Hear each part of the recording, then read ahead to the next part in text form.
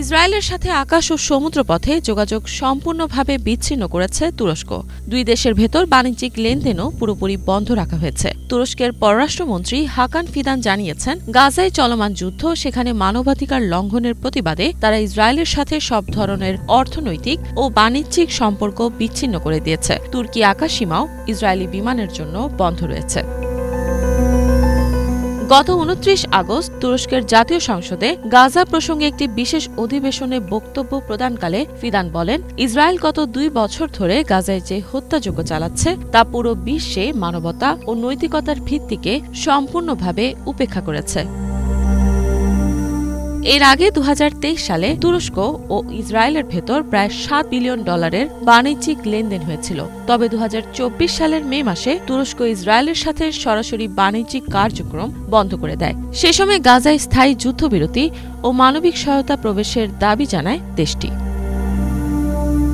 ফিদান জানিয়েছেন, তুরস্ক থেকে কোনো জাহাজ এখন আর ইসরায়েলের বন্দরগুলোর উদ্দেশ্যে যেতে পারছে না। এছাড়া ইসরায়েলি জাহাজগুলো তুরস্কের কোনো বন্দরে ফিরতে পারছে না।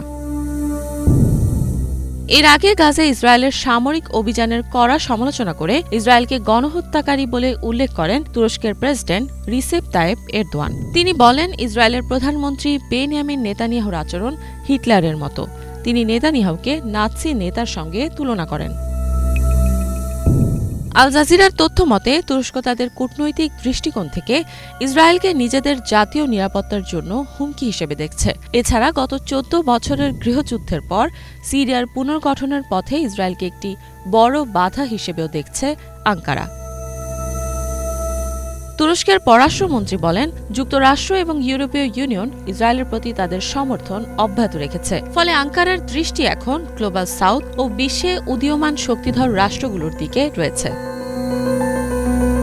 এদিকে ইসরায়েলি রাজনৈতিক বিশ্লেষক আকিভা এলদার দাবি করেন, তুরস্ক দীর্ঘদিন ধরে ইসরায়েলের মিত্র দেশ ছিল।